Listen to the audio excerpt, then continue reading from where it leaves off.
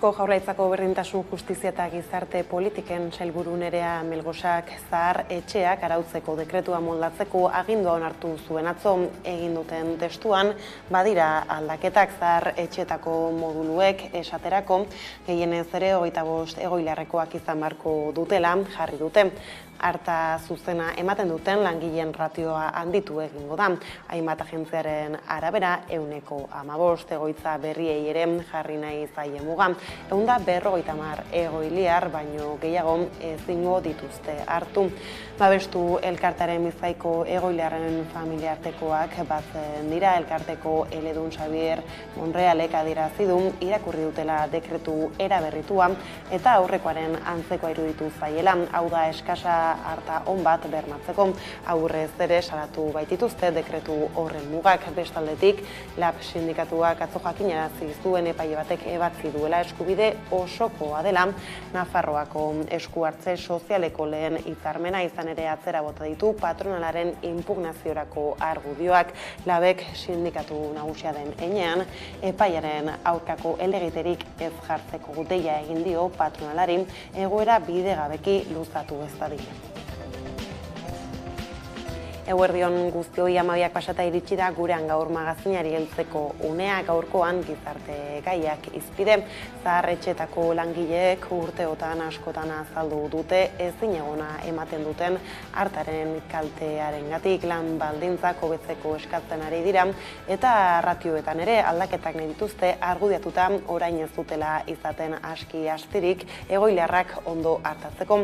Jaurlaritzaren dekretuaren albistaren harira ohar bat plazaratu du ela sindikatuak. Oso kritikoak dira sindikatuko ordezkariak ere, aurretik familien elkartek aipatu bezala aiera daurreta.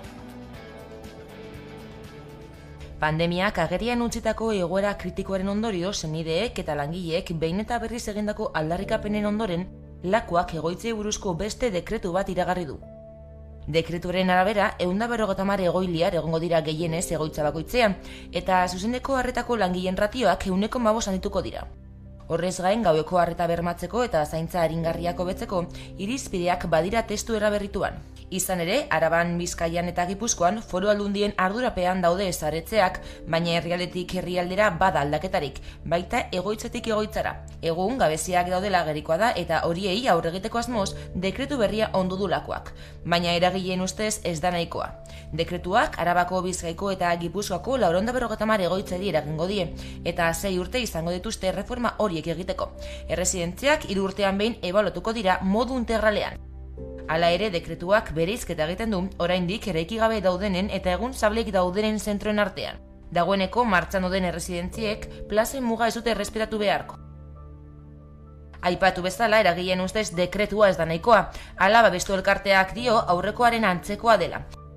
Era berean, Jaurlaritzak ez duela egoiliarren zenidengana jo testu hori ontzeko, edota gutxienez iritzia galdetzeko salatu du Bizkaiko egoiliarren familiartekoak batzen dituen taldeak.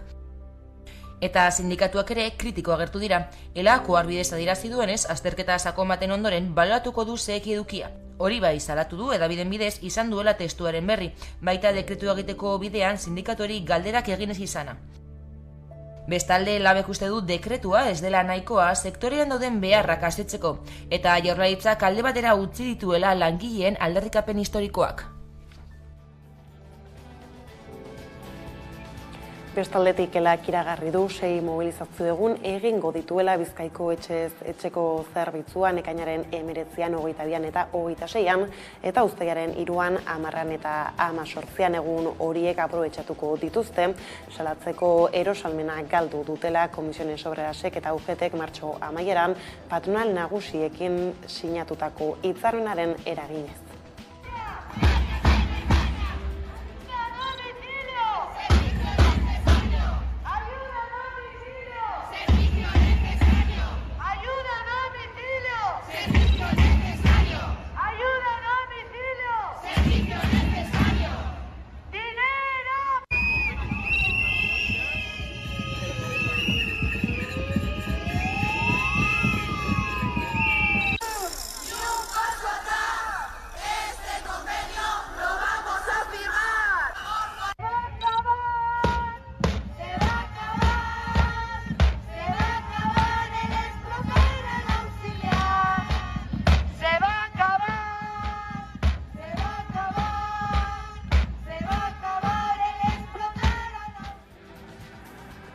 Lan gatazkekin jarraiki Bizkaiko ostalaritzak berriro ere grebara joko du, oraingoan ekainaren 29 eta 30 Frantziako turra Bilbotik abiatuko den egunen bezperan.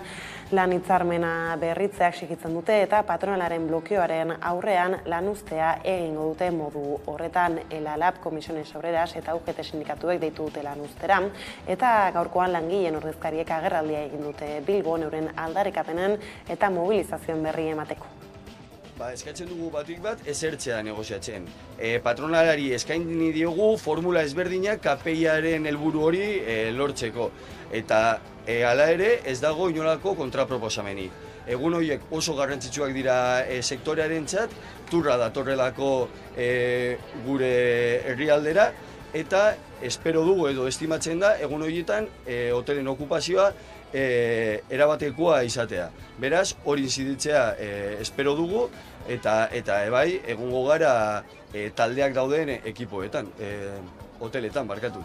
Besteak beste, uste dugu aurreko grebak egiteak balio izan duela, ordura arte honen inguruko albisterik ez zeukana enteratzeko eta hurbiltzeko, galdetzeko eta interesa adierazteko. Beraz bai, espero uste dugu orain posizio hobeago baten gaudela.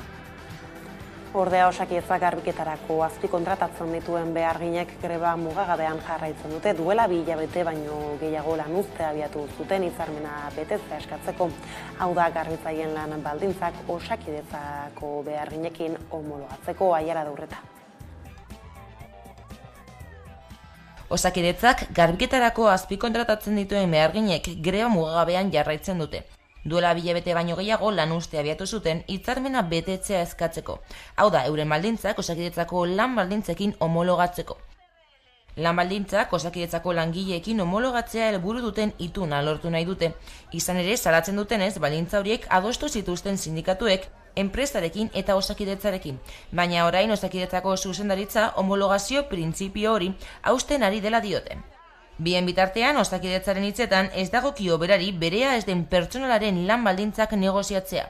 Eta adierazpen horien aurrean, langileek kritikatzen dutenez, Osakidetzako zuzendaritzak ez di erantzunik ematen, beste alde batera begiratzen du, eskuak garbitzen ditu eta langilei ez die jaramonik egiten. Sindikatuek azaltzen dutenez, langileak enpresek kontratatu arren, Osakidetzak du ardura hitzarmena betetzen dela bermatzeko, berak ere adostu zuelako hasierako dokumentu hori.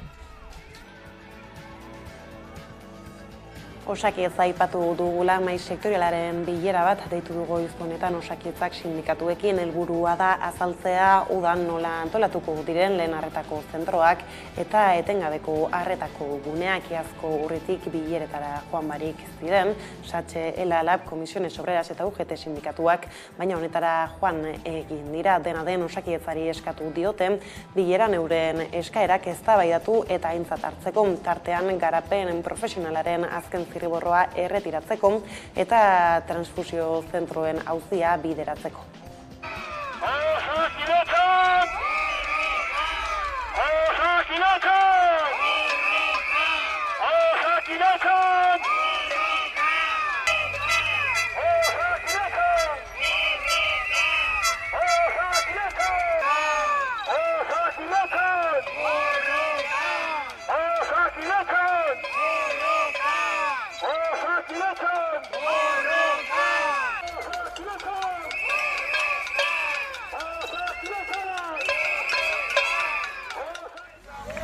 Osasun publikoa! Osasun publikoa!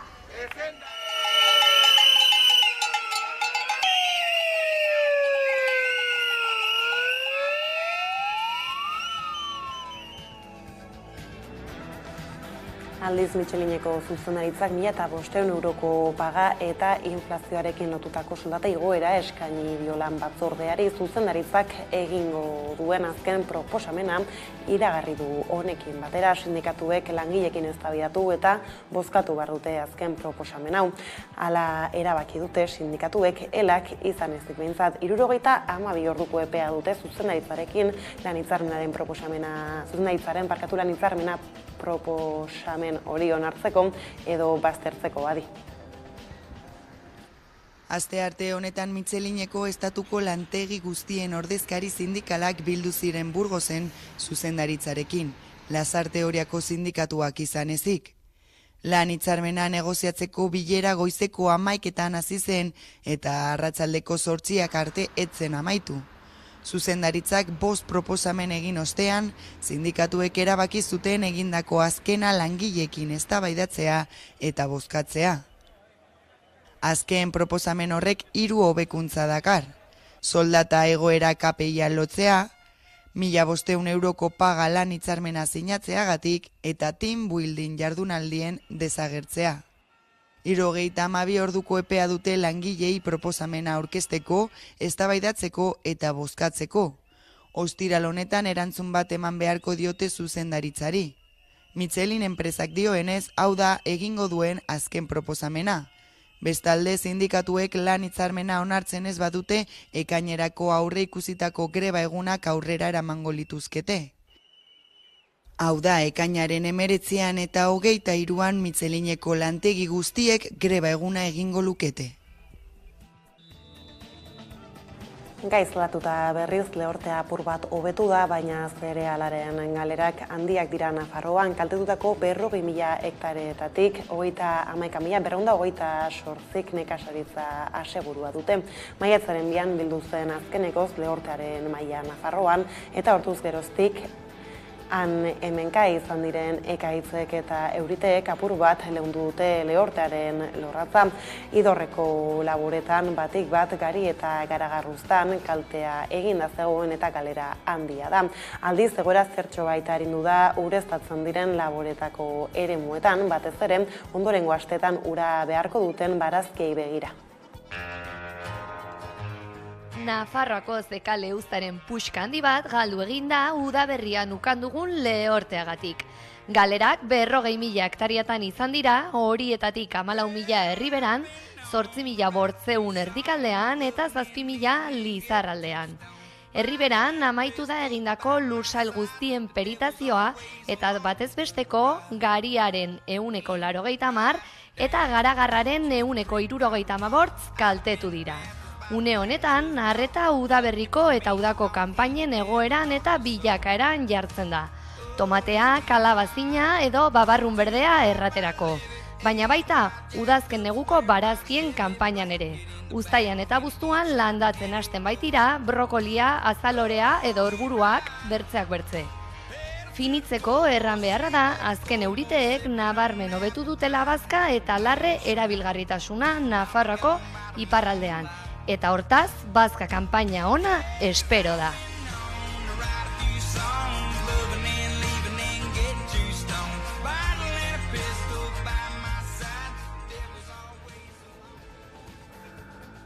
Ostera Urdaibaiko Guggenheim proiektua bertan behera uzteko eskatu dute. Guggenheim Urdaibai Stop herri mugimenduko kidek salatu dute, informazio falta dagoela eta sinadurak biltzen hasi dira egitasmoa eteteko.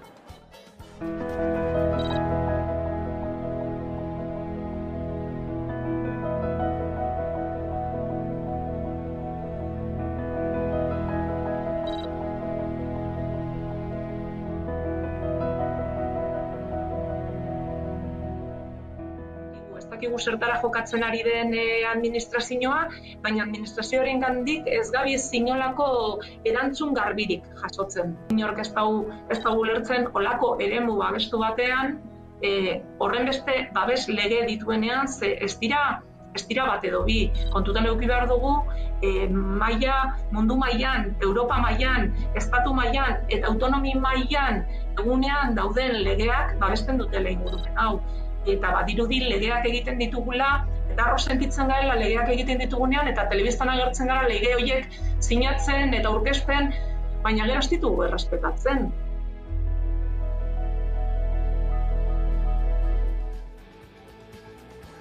Azpieturez gabiltzala Zaldibarko zabortegiak arrisku larriak ditu eta okerra doa Jaurlaritzak eskatutako txosten geologiko batek agerian utzi du zein egoera kaskarrean dagoen Zaldibarko zabortegiaren orubea. Geologia Geoteknika Larrea SM enpresak egin du txosten teknikoa udaberrian eta ohartarazi du zabortegia ez dagoela batere egonkor, ez da ura estaltzeko lanak egin ostean ere.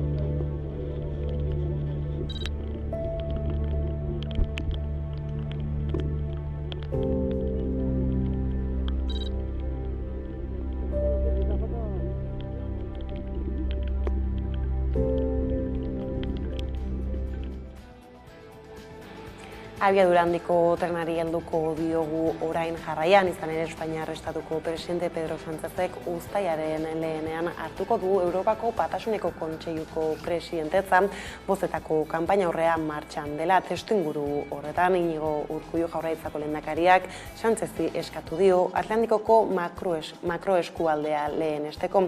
Honekin jarraian entzungo dugu zein den bere helburua. Eta ezinezkoa dena da tren garraiobide kate honetan zulo bat izatea, eta zulo hori izatea Frantziako gobernuak ez duelako betetzen bere konpromiso Europar erakundeen aurrean. Orain ordea Debara joko dugu, bertan baita Udane Arbeo lankidea. Kaixo Udane.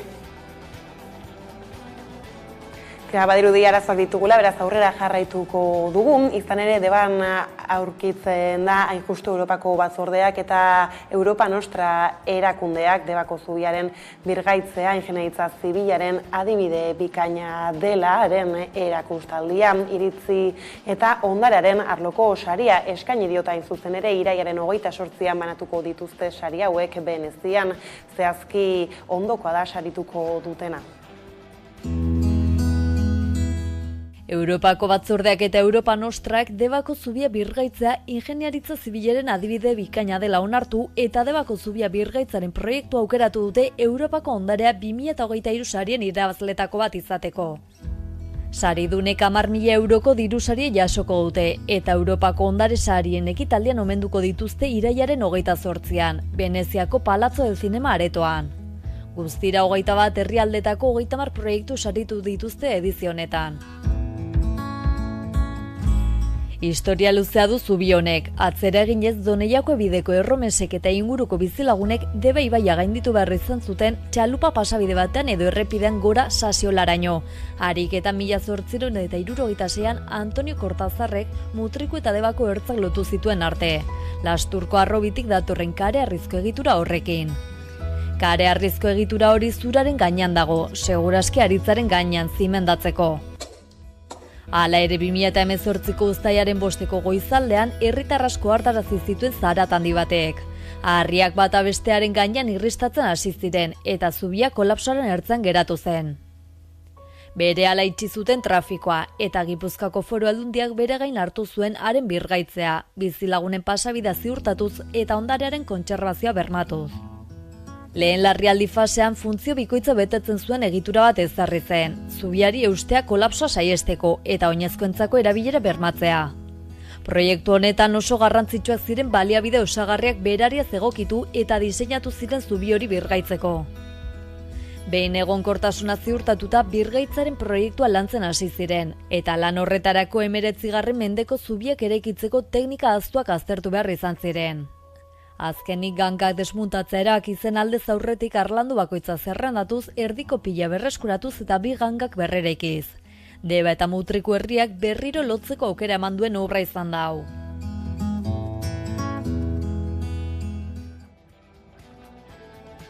Bestaldetik politika arlora salto maiatzaren 28ko hauteskundeen ondorenei begira, atzo PSN eta Euskal Herria Bildu batzartu egin ziren Nafarroako gobernua osatzeko bilera sortaren barruan. Ateak itxita ordu betez solasean aritu ziren bi taldeak. Aurretik jakina zen alde bien jarreran bilera amaituta ordea parlamentu barruan hitz egindakoaren kontakizun kontrajarriak egin zituzten batzuek eta besteek hedabideen aurrean. Euskal Herria Bildu baikor azaldu zen atzoko bi politikoen arteko lehen kontaktu bat izan zelakoan. PSNek berriz negoziazio bidea itxitzat eman zuen koalizio independentistarekin.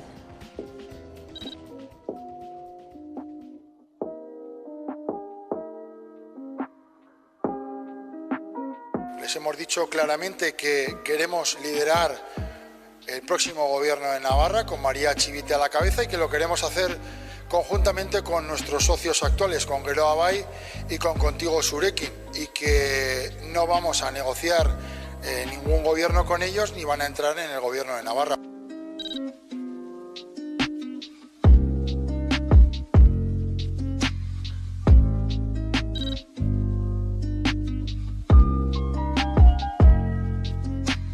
Horregatik, eskuinaren zarataz haratago, hitz egiteko eta adosteko gure prestutasuna berresten dugu gaur ere.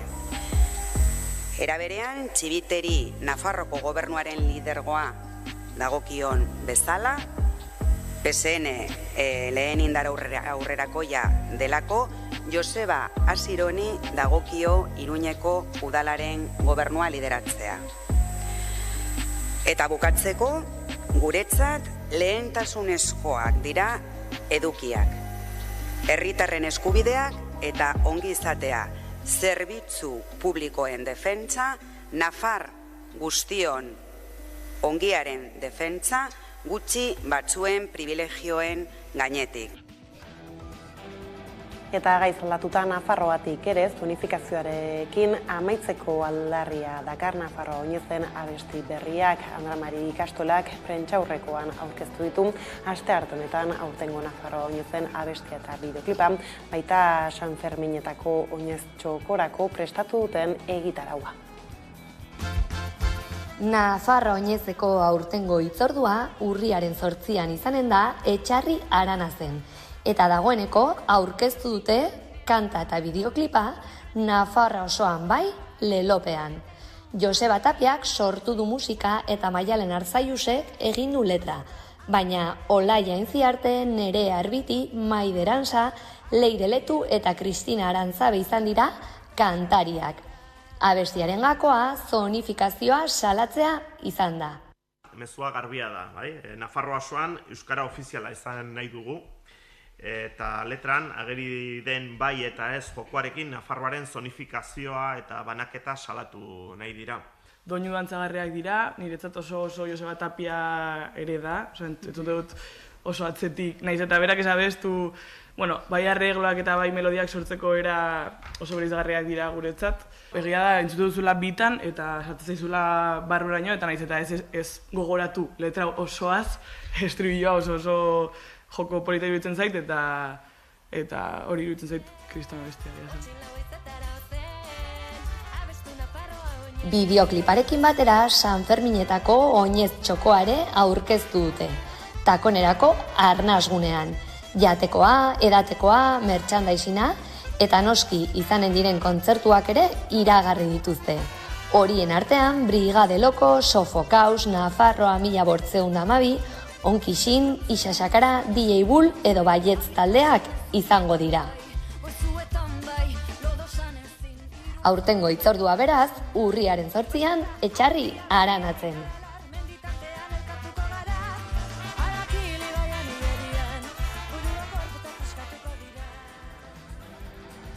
Eta honekin kultura arlora salton, bihar hasiko da azken arro jaialderen 21. aldian, eta inoiz baino emakume gehiagok joko dute aurtengo honetan Erne Jarraian egitaraura.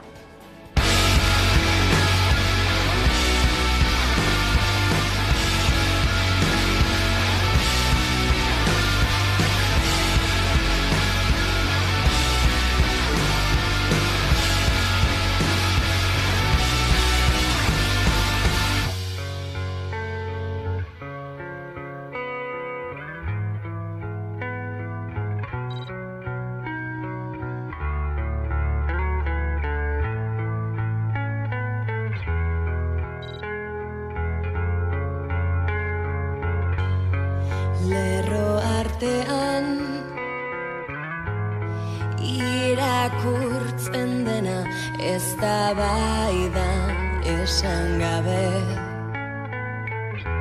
Gelditzen dena, zer da gabezi,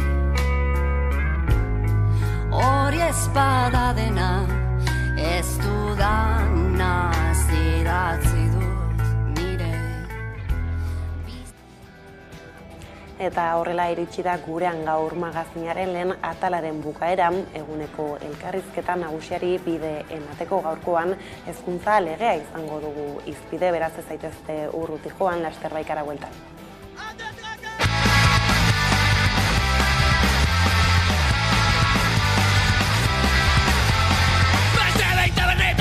Artean, nazka ematen!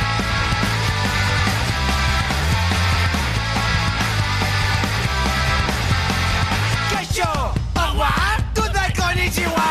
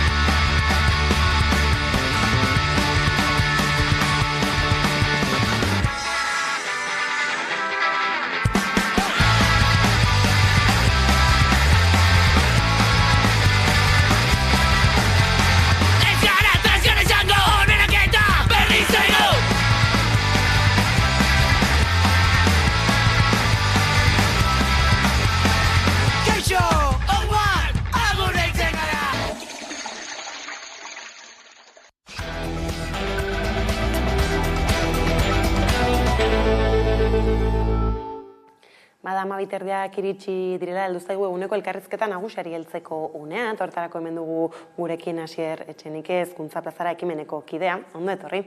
Ondo, eskerrik asko. Eta horixe ez, gaurko honetan hezkuntza legea bera izango dugu hizpide.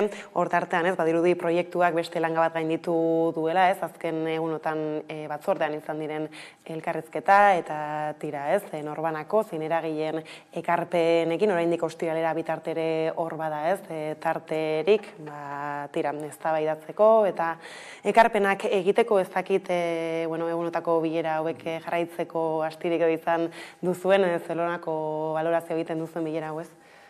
Bai, egia esan, zaila da, ez, guztiari jarraipena egitea, izan ere, pare bat ibastez luzatu da, eta batzorde horretatik aditu asko, eragile asko pasa gara, eta, ekarpen potente askorekin, ez, eta oso interesgarriak ere, horietako askok, beste batzuk, nolabait, hasieratik esan daiteke ere, kontrako jarrera batean kokatu dira, baina esango nuke hori, berez badaudela, elementu potenteak, ekarpen potenteak, eta orain nolabait orain arteko prozesua, jarraipena egin diogunok, ikusi ditugula, hainbat gora bera, momentu batzuetan adostasun gehiagorekin, beste batzuetan adostasun gutxiagorekin, baina oraindik ere, prozesu hori ez dela amaitu, eta orain mahai gainean jarri diren ekarpen guzti horiekin, nolabait,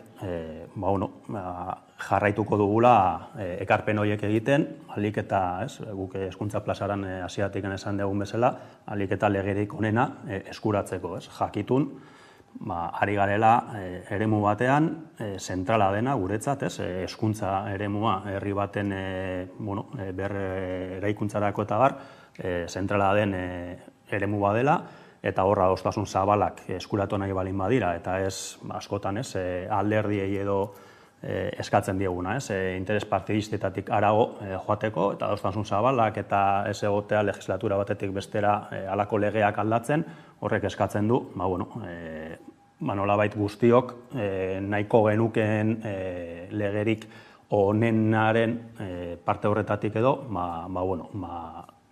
minimo komun batetara iristea eskatzen dugu. Orduan, guk horretan kokatzen gara, eta ahalik eta legerik onena edo eskuratu nahi horretan, baina, konstiente izan da ere, zein den nolabait, indar harremana, bai soziala, bai politikoa.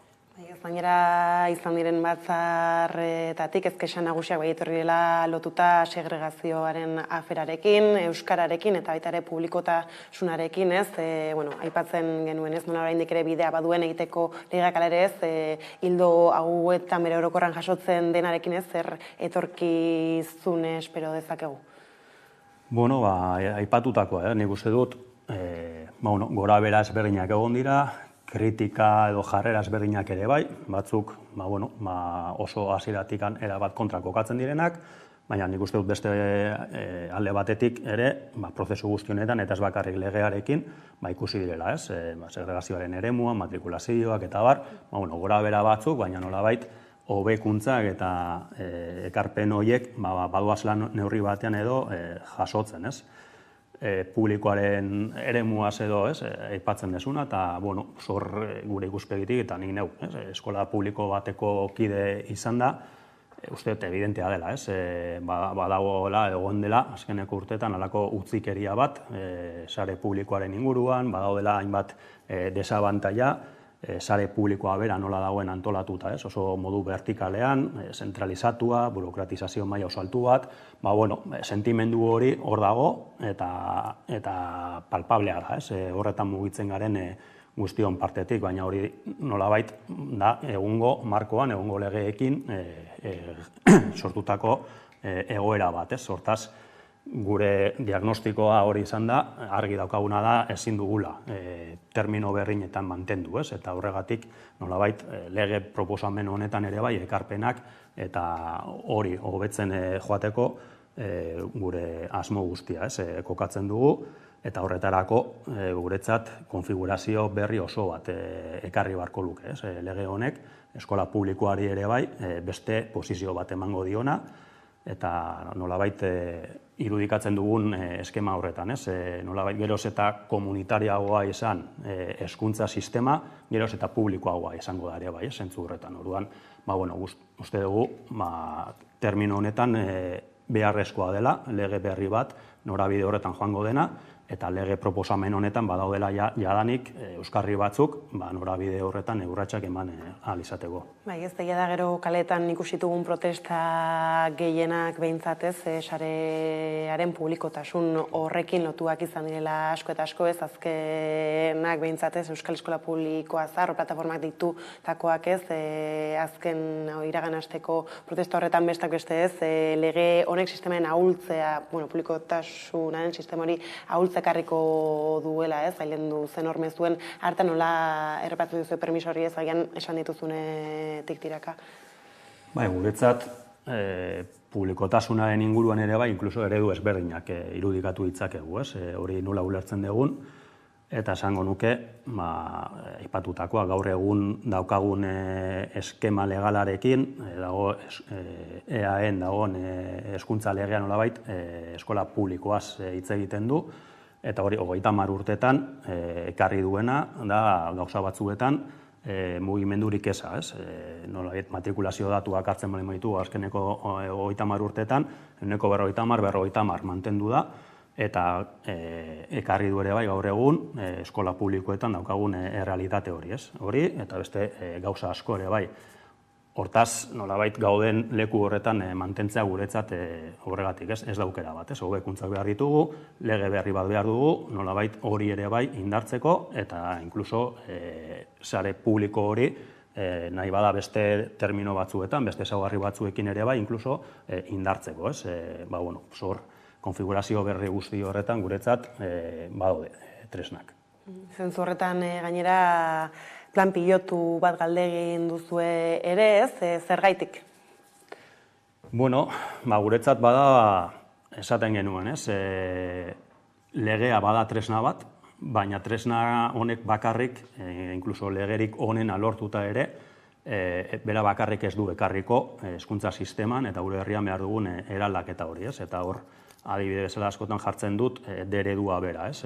Gaur egungo sisteman, 3 hizkuntza ereduen arabera dago nolabait arautua, baina gailendu egin dena da D-eredua, ez? Baina D-eredua gailendu da, ez legeak horrela esaten zuelako edo gobernuaren hezkuntza politikak horretara bultzatu delako, baizik eta euskalgintza eta herrigintzan, hezkuntzagintzan ibili diren sektoreak, gurasoak, irakasleak eta bar, horretara bultzatu dutelako, baina realitatea beste bat izan ziteken ere bai, ez? Izan ziteken eredua indartu izana 30 urte hauetan.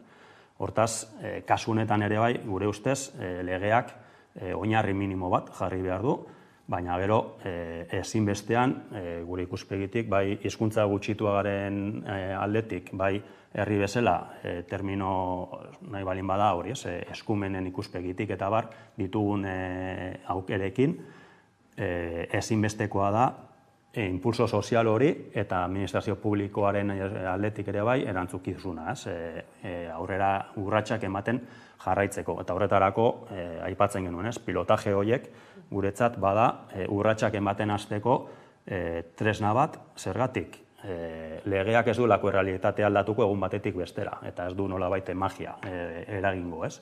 Hor, martxan jarri beharko dira tresna berri horiek, eta horrek eskatzen duena da, baliabideak jartzea, administraziotik ere jarraipena egitea pilotaje horiei, ebaluazioa egitea, eta nolabait hortik ere irakaspenak ateratzea hezkuntza sistema guztiarentzat.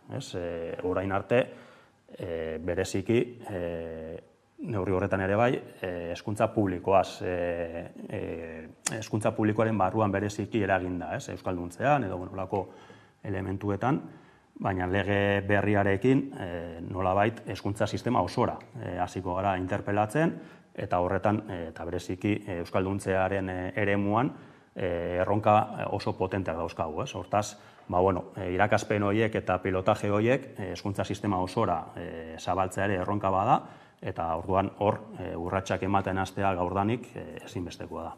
Izan ere aurrera begira hizkuntzarekin lotuta zeintzu dira erronka nagusiak eta nola heldu altzaie pilotaje horretan ardatz ezberdinak markatzen zenituzten garrantzizkoenak behintzat, hor bai hizkuntza proiektuak aipatzen zenituzten.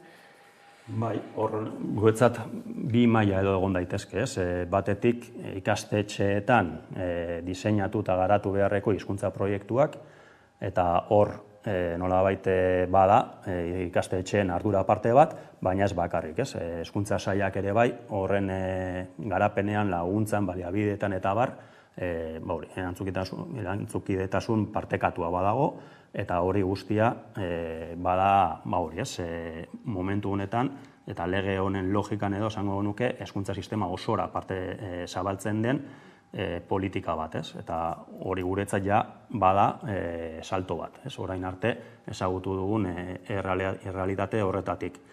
Baina hori, gainera gure ustez, indartzen da udaletako hezkuntza kontseiluen planteamenduarekin, ez? Azken finean, askotan esan da, eta euskalgintzatik eta hezkuntzatik ikusita euskalduntze prozesua nola joan den, eremu honetan eskolak bakarrik ezin du. Eta orduan, eskola bakarrik ezin badu, hori indartuta dela behar da ere, eskolatik kanpoko bestelako eragile, udaletatik hasita, baina baita ere herrietan, aisialdian edo beste eremuetan lan egiten duten bestelako eragileekin. Orduan, nolabait, hori guztia, eta legean barne biltzen da, bai hezkuntza kontseilu horietan, eta baita ere herri kurrikuluma edo herri hezkuntza proiektuaren logika horretan. Orduan, guretzat euskalduntzean bada, bat ikastetxeetan eta hezkuntza sailaren ardurapean garatu beharreko ikastetxeko hezkuntza proiektu horiek, baina baita ere herrian herri bakoitzean tokian toki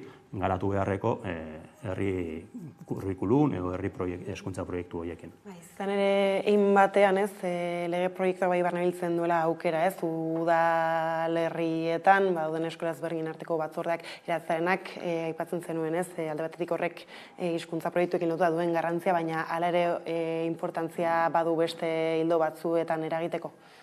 Bai, esango nuke ez dela ikastetxen arteko elkargune bat, ez dela herri batean hezkuntzaren eremuan, formala eta ez formala, eta euskalduntzaren eremuan eta bar, ardurak dituzten guztien topagune bat, ez? Eta nolabait, ikuspegi sistemiko eta integral batetik, eremu horri nola eragin pentsatzeko eta politikak hartzeko eremu bat, ez? Eta horregatik aipatzen genuen, bai izan daiteke segregazioaren gaiari heltzeko, euskalduntzearen gaiari heltzeko, aisialdi o berdintasunaren eremuaren gaiari edo heltzeko, hor eragile eta interes ezberdinak guztion artean lanketa, herri ikuspegi batetik lanketa bat egiteko, ikuspegi bateratu bat ateratzeko, eta hortaz modurik, gure ustez, askoz modu eraginkorrago batean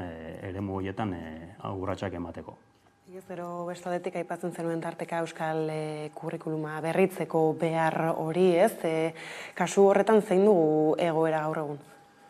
Bueno, kurrikulumaren gaian, hor, adituekin eta auki ditugun elkarrezketetan eta bar, badaude ere ikuspegi ezberdinak, kurrikuluma bera gaur egun nola ulertzen den, edo 2006an diseinatu zenean nolabait eskuartean eragile ezberdinek eta bar garatu zuten euskal kurrikulumura, hor aldaketak egon dira, hori ulertzeko moduan, baina argi daukagu nolabait kurrikulum hori Euskal Herrian kokatua egon behar duela, euskal kultura ardatz izan behar duela, eta abia puntua hemen izan behar duela. Gero mundura zabalduta, baina nolabait hemengo errealitatetik eta hemengo inkluso aniztasunetik ere bai erantzunak eman behar dituenak. Hortaz, hor, gure ustez, badaude elementu asko eta kasu honetan EAEko lege batetaz ari gara, baina hori gainditu beharko lukeen plantamendu bat izan beharko luke, euskal kurrikulum hori, eta horretarako, badaude hor ere bai esperientzia ezberdinak eta dinamika ezberdinak,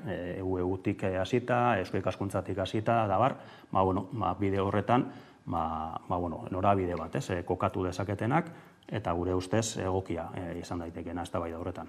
Ondaz ere aritu zineten gainera Martin Ugalde foroan bertan, orain gutxi hor bai euskal kultura eta euskaraz batez ere, zentzu horretan zer ideia nabarmendu ziren, esaten zabiltzanen hildo horretan? Bai, hor, legera etorri eta berriro nolabait, dago, gauza bat euskalduntzea modu batean edo bestean ulertzeko, soilik hizkuntza baten transmisioaren ikuspegitik, edo azkenean hizkuntza eta kultura bat delaren ikuspegitik, eta zentzu horretan, uste dugu guk bigarren modu horretan ulertzen dugu noski, eta horretan, legean ere, ekarpenak eta egingo ditugu, hori hobetzeko, ez dela soilik gure eskolak, ez direlako hizkuntza eskolak, bada, hizkuntza, kultura, eta beste balio sistema oso bat ere garatzeko guneak, eta alde horretatik, hor ere, ekarpenak eta zehaztasunak egin behar ditugu lege horretan.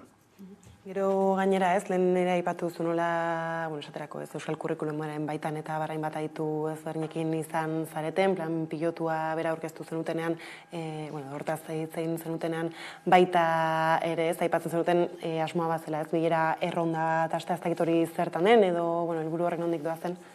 Pixkat lehen esandakoaren aritik, gure asmoa da legea bai eta legea aliketa honena eskuratzea, baina nolabait urrango fasean kokatzen balin bagara, eta nolabait konfigurazio berri horretan nola eragin eta nola eraman hezkuntza sistema hau gure ustez izan beharko lukeen helmuga horretara.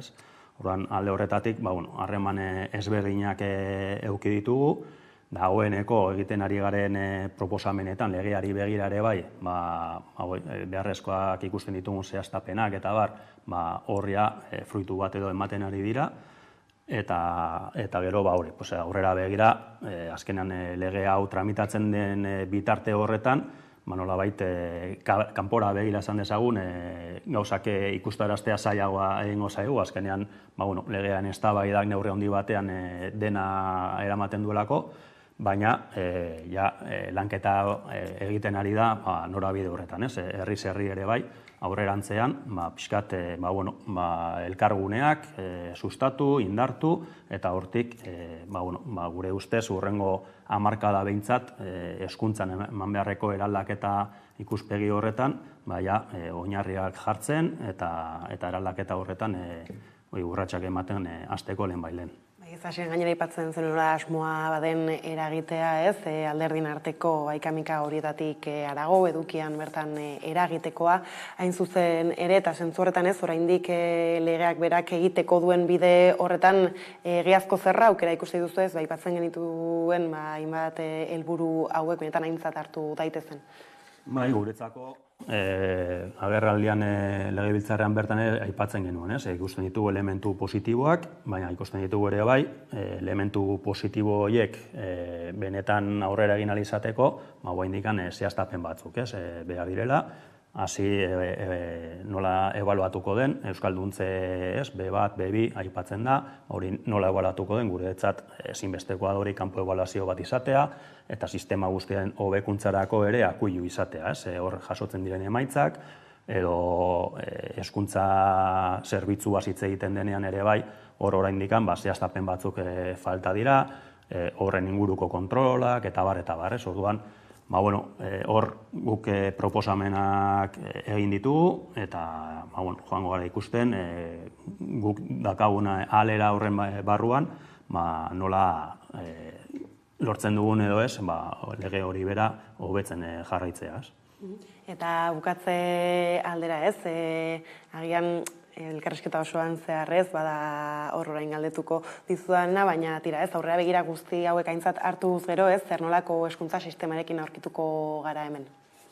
Guretzat hori da, guretzat orain mahai gainean daukaguna da sistemaren konfigurazio berri bat, nolabait ikuspegi publiko eta komunitario batetik indartsuagoa izan daitekena, sistema deszentralizatuagoa izan daitekelako, parte hartzaileagoa, hezkuntza komunitate ezberdinen parte hartze maila altuago batekin, eta horrek eragiten du gure ustez nolabait sistema publikoago bat edukitzea, herritarron eta hezkuntza komunitatearen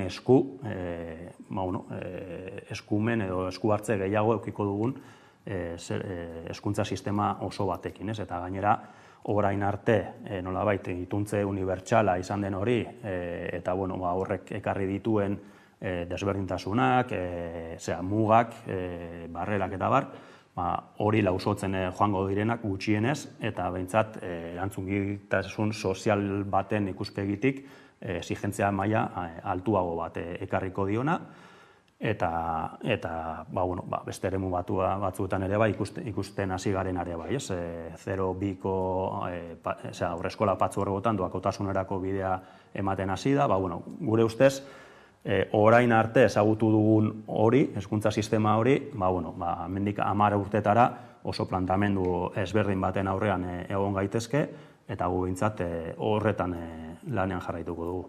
Gainera, oraintxe akordatzen nintzen ez nola ikusi dugun orain gutxi ere Jaurlaritzaren datuak, etorkizuna begira, matrikulazioak nola jaitsiko diren, azkenean panorama demografikoaren jakitun bagara, zertan hori, eta hori ere ez da edonolako erronka.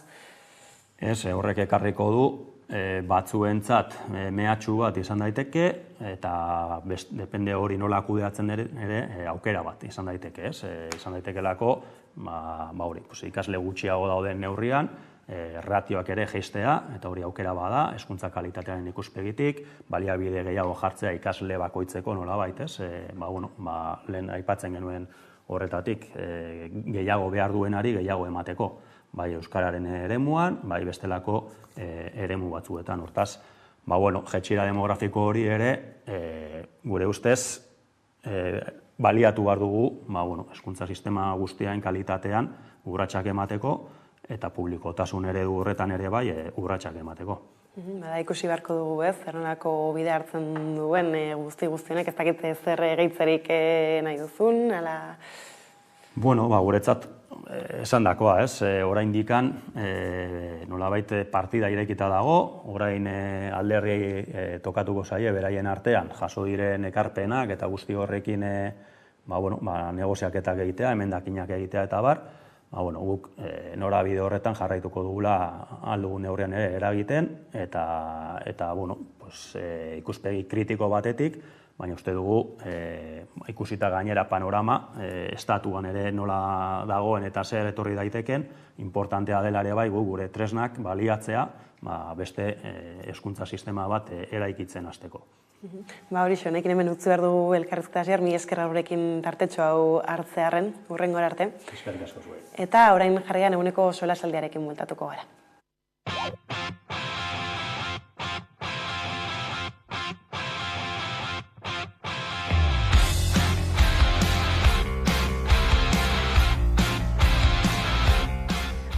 Nik uste dut landa eremuan bi modutan edo bi esparrutan banatu dezakegula pixkate jendea, ez?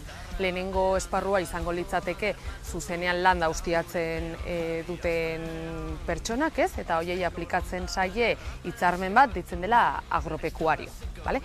Eta, hitzarmen hau Nafarroakoa da, beraz, elak adibidez ez du sinatu, guk uste dugu askoz hobea izan daitekela, orain izan ere negoziatzen ari da berriro, gu mailan gaude, ikusiko dugun oraino iristen garen, baina nik esango nuke hor gehien bat zuzenean ustiatzen dut lurra edo landa zuzenean ustiatzen duen jendearen pixkate lan baldintzak edo nahiko prekarioak direla, ez? Gehien bat lan egiten dutelako kanpainen arabera, barazki ezberdinen kanpainen arabera, beraz horrek azkenean estabilidade falta nabarmena ematen dio jendeari, ez? Hemen aplikatzen dira batez ere fijo diskontinuo izeneko kontratu motak, ez? Azkenean, azkenengo lan erreforman agertu, ez dira agertu, lehenago bazeuden, baina batez ere orain askoz gehiago erabiltzen dira. Eta, azkenean honek esan nahi duena da, jendeak lan egiten dituela pare bat hilabete, eta gero beste urteko beste zatia langabezira doa, ez? Orda, lana eta bizitza pixkatu uztartzeko oso komplikatua da, ez? Hori, esango genuke, esparru horri dagokionez. Eta gero badago, herriberan, beste kolektibo batez, lan egiten duena, zuzenean produktu horiek eraldatzen, ez? Beste produktu batzu sortzen, ensaladillak edo zuzenean enbasatzen edo, eta hauei aplikatzen zaizkie normalean hitzarmen estatalak, ez? Adibidez, landare kontserbetakoa edo konserbas vegetales. Eta, hauen baldintzak berriro ere soldaten inguruan eta ez dira onak, azkenean guk uste dugu horrelako hitzarmenak sektorialak, estatalak balio dutela, azkenean jendearen lan baldintzak pixkat txartzeko, orduan, hauei aplikatzen zaizki horrelako hitzarmen motak, ez?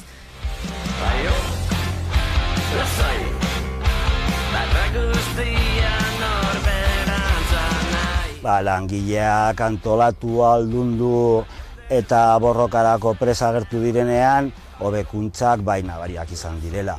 Guk ordezkaritza daukagun tokietan, hori gehiagizko lanaldiak amaitu, hitzarmenak finkatutako soldatak kobratu, kategoriak aitortu, eta arestian, Huerta de Peralta enpresan astelenetik ostiraleko lan astea lortu dute, Floret hortikolan malgutasuna mugatu eta arautu egin dugu, eta etenak finko bihurtu ditugu. Azteko ronda derrapezkatu, lesterraziko gara zabaidan. Beste arazo badago eta, uste dut hau behin baino gehiagotan atera dela prentxan eta guk behin baino gehiagotan salatu dugu, dela nahiko nabarmena dela fraudea, ez? Bai kontratazio fraudea, baita ere badago jendea beltzean edo lan egiten duena, ez? Eta hor, nik uste dute administrazioen esku hartzea edo garrantzitsua izan behar dela. Eta momentu honetan, adibidez, lan ikuskaritzari dagokionez, ez dira iristen. Ez dira iristen, ez daukatelako jenderik edo ez daukatelako borondaterik, ez?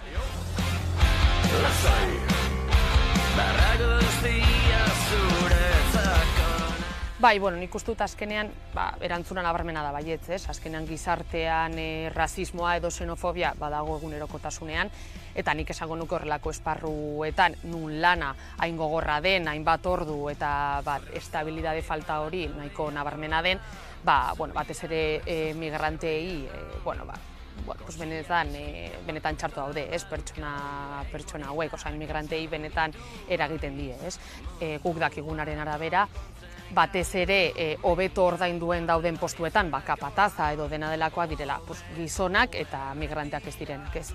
Orduan, egia da dela gizartean bezalase, horrelako sektoreetan benetan eragiten die txarrera, ez.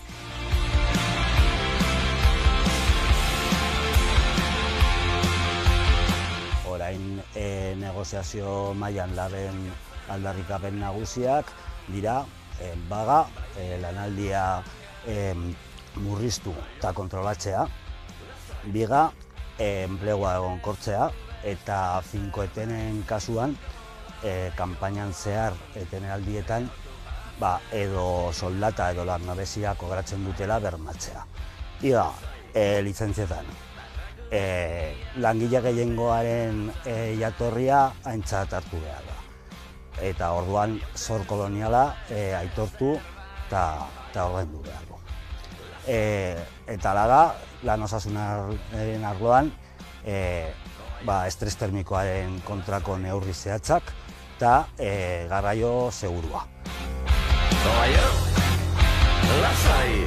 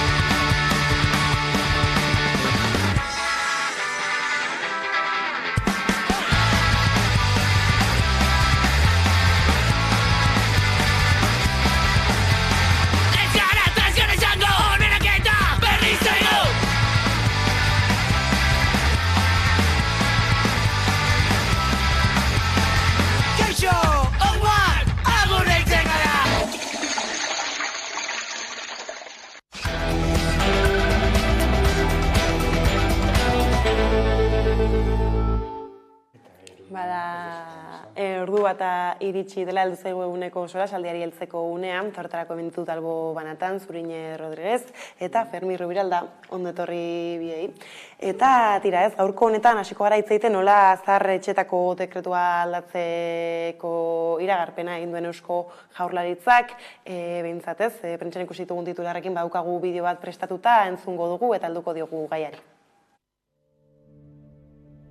Pandemiak agerian utzitako egoera kritikoaren ondorio senideek eta langileek behin eta berriz egindako aldarrikapenen ondoren lakuak egoitzei buruzko beste dekretu bat iragarri du. Dekretuaren arabera, 150 egoiliar egongo dira gehienez egoitza bakoitzean, eta zuzeneko harretako langileen ratioak 1,5 handituko dira. Horrez gain, gaueko harreta bermatzeko eta zaintza aringarriak hobetzeko, irizpideak badira testu eraberrituan. Izan ere, Araban, Bizkaian eta Gipuzkoan foru aldundien ardurapean daude ezaretzeak, baina herrialdetik herrialdera bada aldaketarik, baita egoitzetik egoitzara. Egun, gabeziak daudela gerikoa da eta horiei aurre egiteko asmoz, dekretu berria ondu du lakuak. Baina eragileen ustez ez da nahikoa. Dekretuak Arabako, Bizkaiko eta Gipuzkoako 450 egoitzari eragingo die, eta 6 urte izango dituzte reforma horiek egiteko. Erresidentziak 3 urtean behin ebaluatuko dira modu integralean. Hala ere, dekretuak bereizketa egiten du, oraindik eraiki gabe daudenen eta egun sablek daudenen zentroen artean. Dagoeneko martxan dauden erresidentziek plazen muga ez dute errespetatu beharko. Aipatu bezala, eragileen ustez dekretua ez da nahikoa, hala babestu elkarteak dio aurrekoaren antzekoa dela. Era berean, Jaurlaritzak ez duela egoiliarren zenidengana jo testu hori ontzeko, edota gutxienez iritzea galdetzeko salatu du Bizkaiko egoiliarren familiartekoak batzen dituen taldeak. Eta sindikatuak ere kritiko agertu dira. Elako arbidez adirazi duenez, azterketa sakon baten ondoren baloratuko du zeheki edukia. Hori bai salatu du edabiden bidez izan duela testuaren berri, baita dekretu egiteko bidean sindikatuari galderak eginez izana. Bestalde, Labek uste du dekretua ez dela nahikoa sektorean dauden beharrak asetzeko, eta Jaurlaritzak alde batera utzi dituela langileen aldarrikapen historikoak.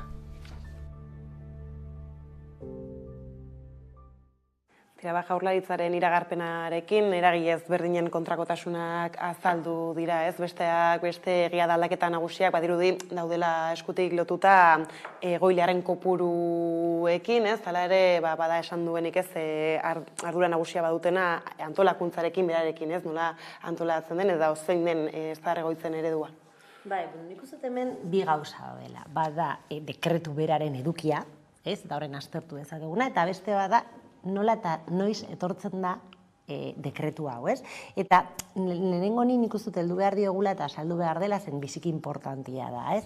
Lehenik eta behin, eta hau sindikatuak zalatu dute, prentsaren bitartez enteratu dira hoietako bezero edo langile asko, eta esan dut bezero nahi eta nahi ez, ez dut esan usuario, justuki eredutaz hitz egiteko aukera eukiko dugulako, ez? Eta niretzako hau larria da, ez?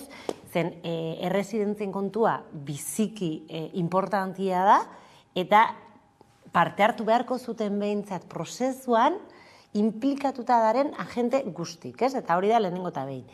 Bigarrenik dekretua da, eta dekretua eta saldu behar da, ez? Dekretua egiten du gobernuk. Ez du gobernua gehi alderdiko oposizio guztiekin elaboratzen, ez daude emendakinik, ez dago debaterik, ez dago prozesu parlamentario bat, ez? Alegia, gobernuak egiten du, eta gobernuak sinatzen du, bera, ez da berez oso parte hartzailea, ez? Hori hirugarrenik. Laugarrenik, noiz, ze momentuan agertzen da dekretu hau? Noiz eta foru aldundiak, foru aldundu berrik, diputazio berrik eratuko diren momentuan. Ez da kasualidadea, diputazioak dira, eta bideoan oso da saltzen dan, bereziki zaintzak kudeatzen eta kompetentziak dituzten instituzioa, berez, eurei, nik usteet, eurena izango beharko zen lidergoa, ez? Eta hartzen du propaganda modun gobernua, eta orduan mai gainean jartzen digu dekretau badiruela, errezidentzia guztiak regulatuko duna, eta gero diputazioak garatu beharko dute benetako politika instituzional eta publikoak, ez?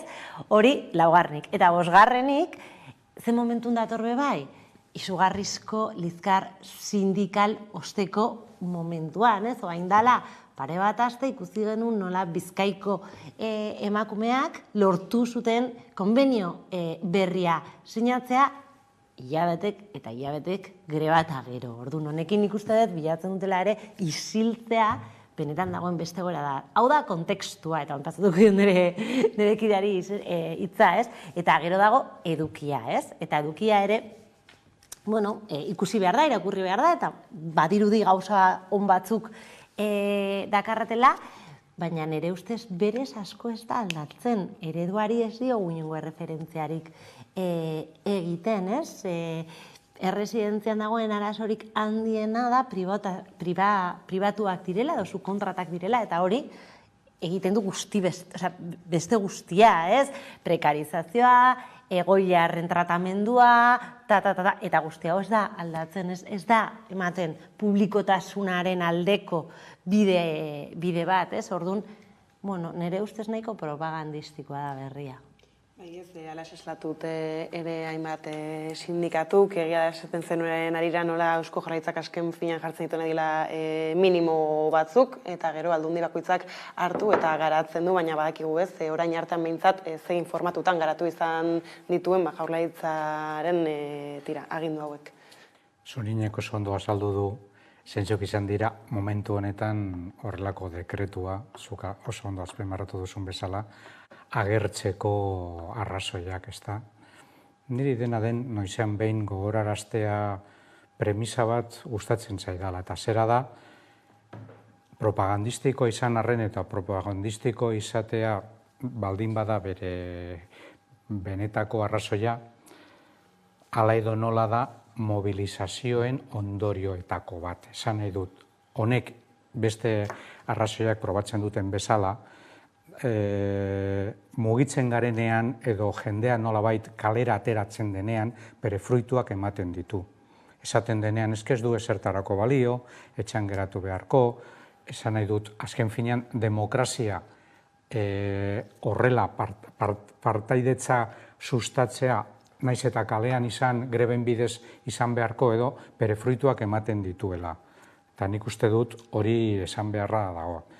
Zalantzarik gabe guztiz propagandistikoa da. Ez du kontatu, bideoan agertzen zen moduan, ez sindikatuen iritziarekin, ez da egoiliarren familiakoekin, eta inoiz egiten ez den ez bezala, ez da egoiliarren beraien adostasunarekin edo komentariorekin, ze beraiek hala edo nola, erresidentzietan, nuke esango preso edo bahituta dutela, baina ez dute askatasunez normalean bere azalpenak emoteko, ze hala edo nola bere egoera baldintzatuta dagoela. Hori ere kontutan izan behar da, baina izan behar dira nolabait bere egoeraren ardura nagusiak izan behar zuten, azken finan beraiek jasotzen dute, eta hor dauden gehienak kapasak dira azaltzeko, esan nahi dut, ematen du hor, usten ditugunean, patatak bezala direla eta ez dute inolako iritzirik edo ez dutela inolako eskubiderik bere egoerari buruz hitz egiteko, ez da. Baina askotan entzuten dugu gobernantza eredu berriak martxan jarri behar direla, ala ere ez, Jaurlaritzak modu honetan egin izan justo kontrakoa ere bada. Bai, goitik bera ez, eta ez betik gora ez, eta hori da importantea. Neri badaude bi gauza oso esaguratuak iruditu zaizkidanak, eta, usaina ematen didatena benetan propagandistikoa dela, eta da, 6 urte dakate aldaketak egiteko, ez? 6 urteko epe bat aldaketa egiteko niretzako izugarri iruditzen zait, ez? Jakinda, diagnostiko batetik abiatzen garela eta diagnostiko hori mahai gainean jartzen digula, behar batzuk daudela eta aldaketa egiteko premia badagoela eta hortako dakazu 6 urte, ez? Asko iruditzen zait, ez? Hori batetik. Bestetik ere, eta hau iruditzen zait oso esaguratzua, 3 urtetan behin ebaluaketa egingo da. 3 urte igaro behar dira ebaluatzeko erresidentzia baten barruan gertatzen dana. Beraz, 3 urtetan zehar negligentzak egon daitezke eta ez dago ebaluatzeko eta kontrolatzeko modurik, ez? Eta hau oso importantia da, zen egoitza batean dagoena ez dira produktuak, personak dira, ez? Eta bermatu behar dira giza eskubideak eta niretzako kontrolatu behar da oso ondo benetan barruan gauzak ondo egiten ari da. Beraz, 3 urtean behin horrelako ebaloaketak edo inspekzioak egita gutxi iruditzen zait.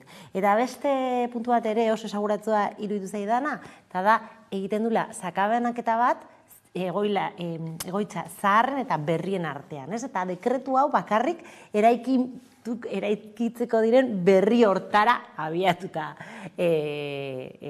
dago, ez? Eta mahai gainean dakagun arazoa da egun ditugun erresidentziak, ez? Nik familiar bat dakat batean lan egiten duna, eta hori da makronegozio bat. Eta bertan dana egiten da Excel baten bitartez, eta egoilar bakoitza ematen ditu etekin batzuk, eta horren arabera, ez? Eta ematen badiote ardoa, ari naiz adibide simpleak ibinez, baina bazkaltzeko ematen badiote ardoa baso bat eta ez bi, eta ez da osasun kontuengatik, osasun kontuengatik bada, oso ondo, eta ez zaio ematen ardona, ematen zaio ardotzarra, ez? Badirudi txotxolokeriak, baina niretzako gauza horiek duintzen du bizitza eta duintasuna merezi dute bertako egoiliarrak, ez? Eta da niretzako larria iruditzen zaidana. Bai, ez izan ere lehentxabore aipatzen genuen tarteka nola publikotasunaz eta kalean dauden aldarri nagusien inguruan ez dakarrela ezer eta bada beharrezkoa, ez? Behintzat, bai sindikatu, kaleko eragile guztiek aipatzen dutenez.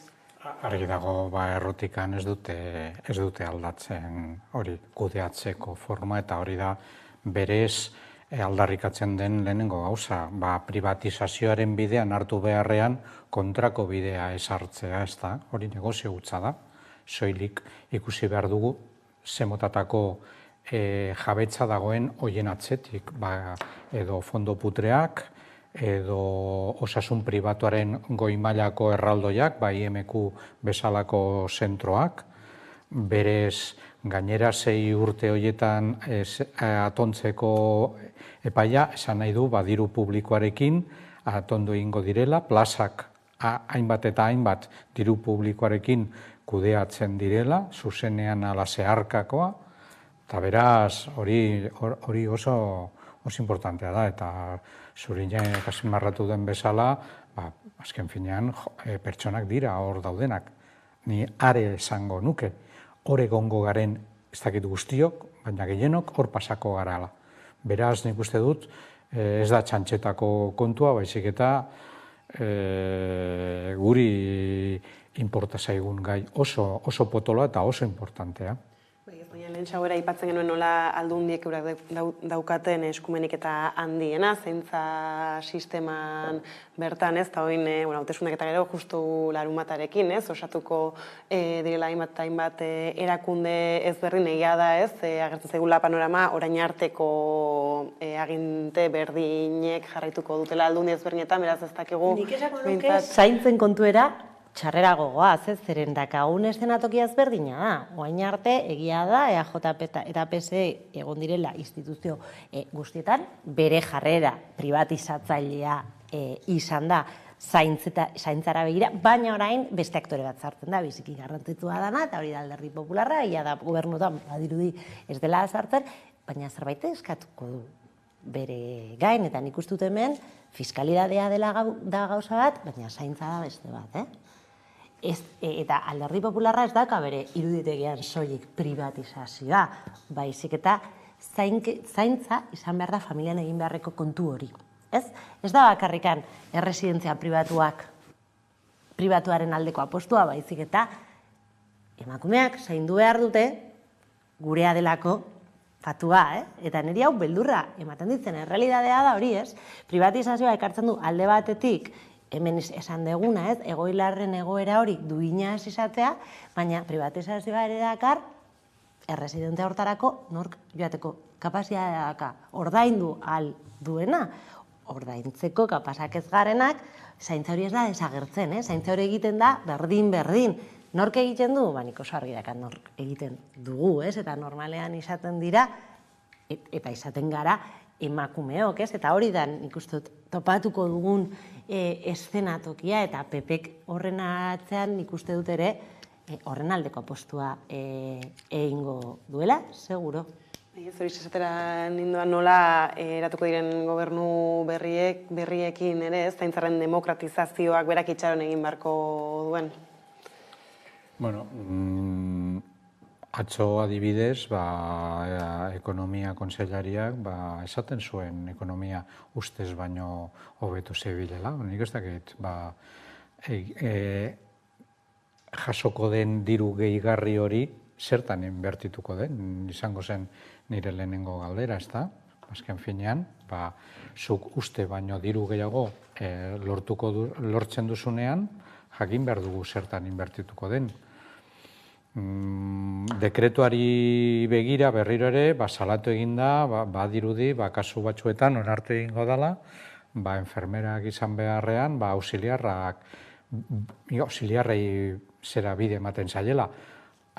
Horretan, argi eta garbi dagoela arrazoi ekonomizista bat. Ordaindu beharrean, goi mailako pertsona bat, beste pertsona bat, ez horren soldata altuarekin ordaintzeko, ez da? Eta gero argi dagoela ezin da ukatu sektorearen femininizazio eta ikusita gainera zemotatako perspektibak dugun, zemotatako adin piramidea daukagun, gero eta gehiago izango dira horren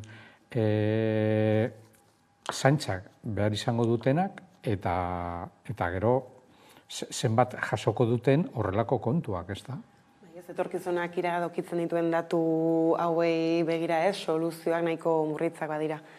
Zaintza sistema publiko bat, ez dira murritzak, niretzako da eredu, zenolako erabaki politikoak hartzen dituzu, egia da eta Felixio da saldu du, bagoa zela zaharkitze prozesu bat, hori badakigu gaur, baina genik egin orain dela 20 urte, hau ez da kontu berri, orain dela 20 urte, az genezak prestatzera gure zaintza zerbitzu publikoa, baina ez dugu, hasi.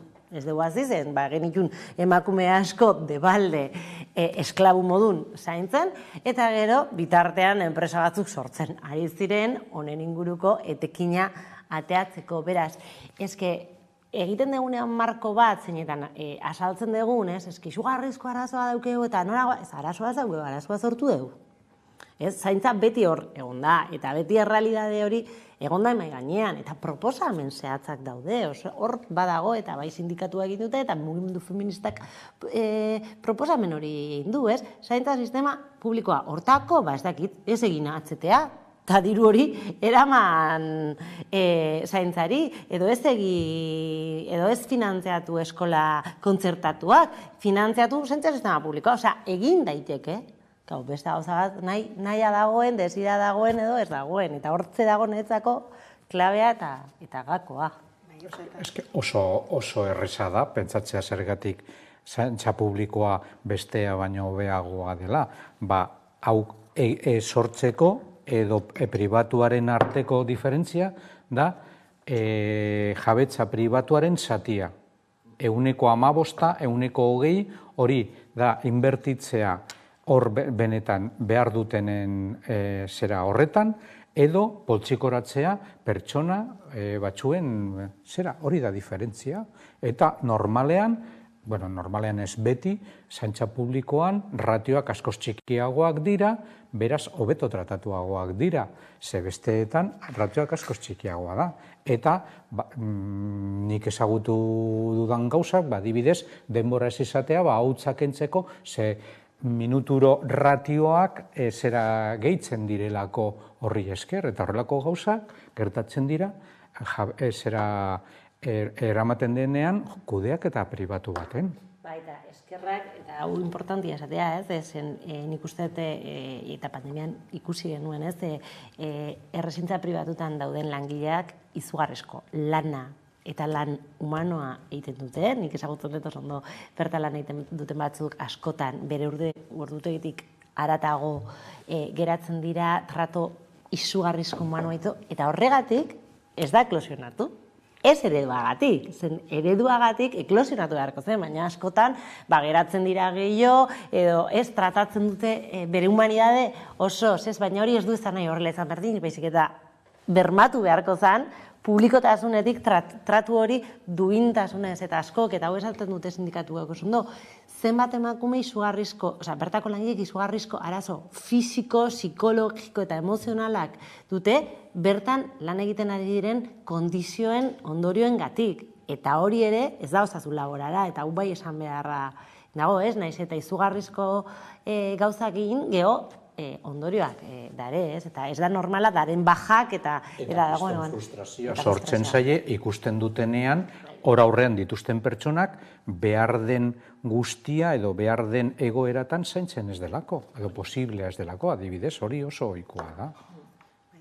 Itxoren barko dugu aldaketa gehiago, edo honek ez zenolako ibilbideak hartzen dituen, eta hor tarteka abiadura handiko trenera biratzen den dirua aipatu dela, Jaurlaritzatik datozen beste berri batzuei helduko diegu, izan ere justu Pedro Sánchezek Espainiako gobernu buruak Europako Batasuneko Kontseiluko presidente hartuko duztaiaren batean, eta zentzu horretan Urkullu lehendakariak ez aprobetxatu du gutun bat bialtzeko eta eskatzeko bertan Atlantikoko makroeskualdea lehenesteko, ez hemen bai gai nagusia agertzen dena badela abiadura handiko trena, Euskal Herriko famatu hori, badaukagu Iñigo Urkulluren korte bat, eta helduko diogu gaiari.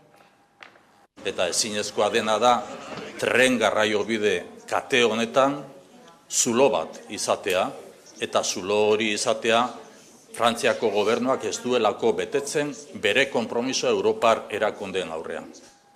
Tira ez, hainbatetan entzun dugu Iñigo Urkullu, eta baita ere ez bere alderdeko beste hainbat kide gai honekin asarren, euren beste batzuen errua izango bailitzan bezala ez da inola iristen dizuen honi.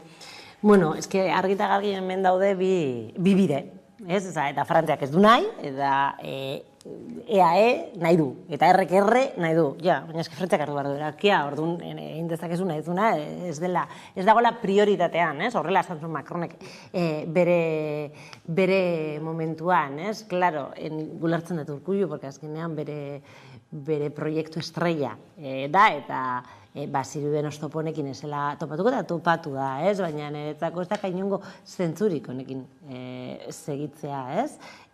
Garraio bideak beste leku batetik indartu behar dira, ez? Beste erabiltzaile bati begira eta beste behar batzuetara begira, ez? Macronek berak esaten zuen, ez? Atzeratuko zuela pentsipioz 2052 artean egia da Jaurlaritzari, Iñigo Urkulluri zarratu egin zaiola bai Europarako bide hori eta baita ere, ez? Espainiarako bidean bai garraioa ez nola erabili gura zen nola ez, beste hainbat eztabaida izan dira eta badirudi ez dakit EAen bakarrik arituko dela. Gai honek beste batzuek beharrezkoak ez balira, nik uste dut azaltzen duela, zer da, zein den benetako existitzen den kogobernantza. Kogobernantza berez ez dela existitzen, eta estatu propio bat izan arte, hori ez dela posible. Zelan izango da posible horrelako estatu baten azpiko gobernante bat exigitzea Frantziako gobernuko bati horrelako gauzak detuatu ez dagoenean inongo maila eztabaidatzeko gauzak estatuaren indarrez normalean lortzen direla eta funtsezkoa baldin bada berarentzat horrelako gauzak gutxienez tresnak izango lituzke, baina kasu honetan ez dauka, ez da tresna horiek ere eta badirudi ez duela ez da aldarrikatu nahi. Naiz eta bere alderdia burujabetasunaren aldeko bidean egon, ja 125 zera urte eta gero horrelako zera bidera eramaten gaituela eta zer gertatzen da hemen. Eta horren aurreko alternatiba, eskatu beharrean burujabetasuna, bere alternatiba da batzea ondoko erkidegoekin. Nik ez dut ulertzen, zelan ondino zera EAJ bezala aurkezten direla bere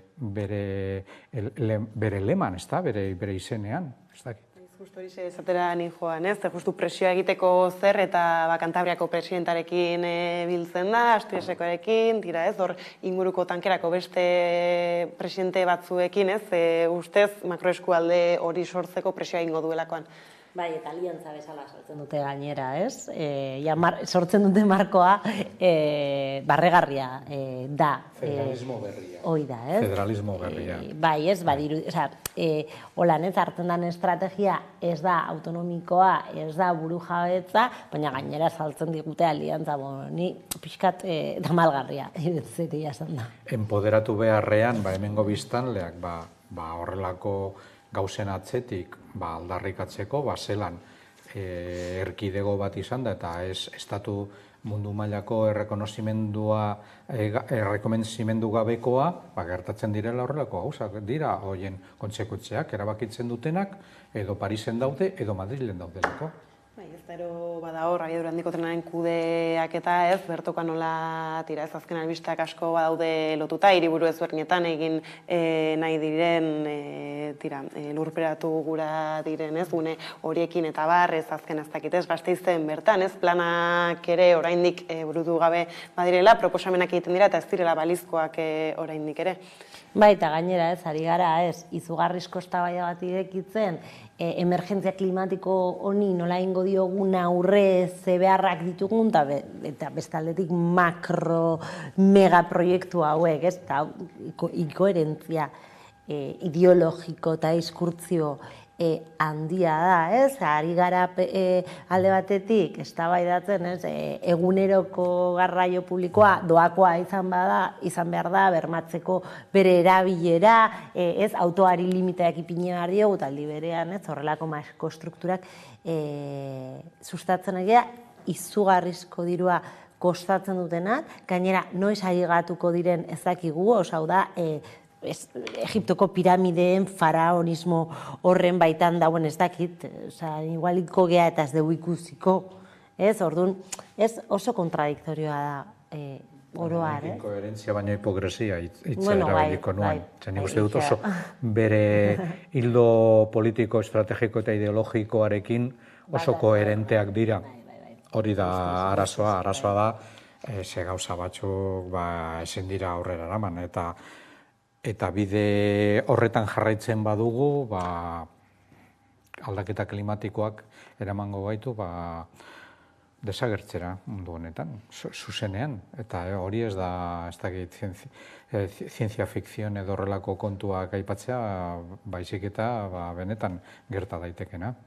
Gainera ibili dira azken asteburu honetan ez, froga ezberdinak egiten sirenekin eta larrialdi klimatikoaren bueltan gero ez, alakoak aldi berean martxan jartzen direnean ez, ez dakit zuek zelako aurre ikuspenak egiten dituzun, da 2022ko nahikoa falta dela ez, eta hala ere ezin esan gertatuko denik ere abiadura handiko trena plantatzen den. Beste data bat edukiko dugula. 2052 da orain dakaguna, baina igual 2025an esaten digute beste 5 urte atzeratzen dela seguramente zen. Hau da gure patu da, ez?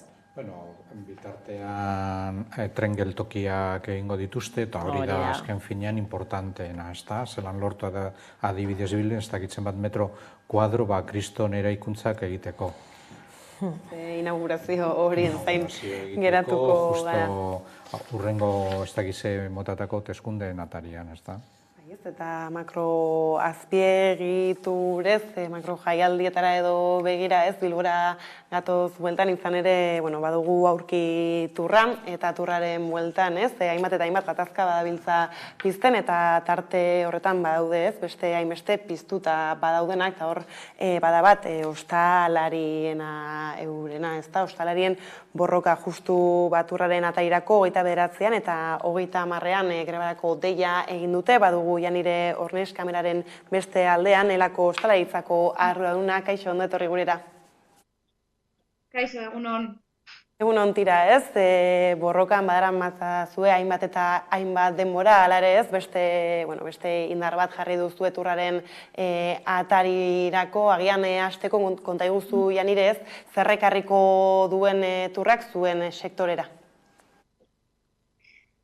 Ikusten ari gara ja dagoeneko zer ekarriko duen turronek langileen lan baldintzetan, ez? Sektorean egunero bizi dugun prekaritatea elevado a la máxima potencia esaten delakoa, ez? seguruenik bizitugula lanaldien lusatzeak kontraturik gabeko langileak lan egiten, ez dagokien kategoria batekin, gainera, egutegien aldaketak, justo gaur goizean egon gara prentzaurrekoan eta langile bat hurbildu da esanez, ja enpresak egun horietarako konbendatu diola egutegiaren aldaketa ja izango duela, ez? Orduan, bueno, egunerokoan bizitzen duguna, egun horietan kontzentratuta eta hori, handituta. Bai, ez gainera, badaramazue hainbat eta hainbat denbora hitzarmena ezin berritu, ez da hor sortzen diren blokeoak tarteko zer suposatzen du, ez, halako testu inguruan, eta duzuen rekorridoarekin hitzarmena oraindik ere berrituta ez egotea. Bueno, negoziazioaren atzeratzeak bizituguren egoera gainera kontuan izanik ez dakar inolako ondorio honik langileen lan baldintzetan, ez? Komentatu duzuenez, 2000 urtetik gaude hitzarmenik gabe, eta kontuan izan behar dugu 2021 eta 2022 urteko KPI-aren batuerak 12% igoera suposatzen du lan baldintzetan, ez? Langileak hitzarmena ez daukaten bitartean, euren lan baldintza, erosahalmena galtzen egongo dira, eta gainera gero ere, negoziazioa luzatzeak, gero atzerakinak negoziatzea komplikatu egiten du, zailagoa bihurtzen du. Bai, ez da zentzu horretan badirudi patronalaren jarrera antzekoa dela, edo zertan da orain patronala, eta horren aurrean ere zuek zein aldarrikapen nagusi dituzue? Bueno, momentuz esatea, patronalak ez duela inolako pausorik eman, izatez otsailetik gaude maila ez dela ospatzen, justo otsailaren 6an egin genuen azkenengo batzarra, eta ordutik ez daukagu patronalaren berririk. Argi utzi duena da patronalak ez duela KPI-aren araberako igoerak proposatuko eta lanaldiaren murrizketa ere horretan ez dela sartuko. Eta guretzako bi puntu horiek oso importanteak dira justo hitzarmen honetan. Izatez, Bizkaiko hitzarmenak dauka 3 herrialdekin alderatuta, Gipuzkoa eta Arabarekin alderatuta lanaldirik handiena, ez? 1750 orduko lanaldia dauka urte batean hitzarmen honek eta gure asmoa da ordu horiek jaistea. Era egia da justu ostalaritzaren sektoreak eta hitzarmenak berak azpi sektoreak ere barnebiltzen dituela, ez nolabait esate arrenez, kasu honetan nolako bilakaera izan da azken urteetan?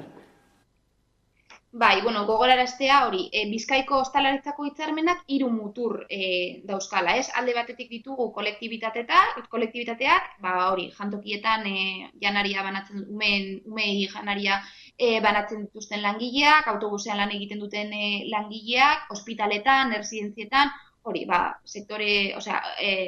sektore hau eukiko genuke, gero ere daude hoteletan lan egiten duten langileak, eta azkenik tabernetan lan egiten duten langileak. Urte hauetan ikusten ari gara, hori prekarizazioa gehitzen ari dela, justo hori komentatzen ari ginen, ez? Hori, gainerako lurraldeekin alderatuta, justo Bizkaian lanaldirik altuena daukagu, eta horrek prekaritatearen handitzea dakar.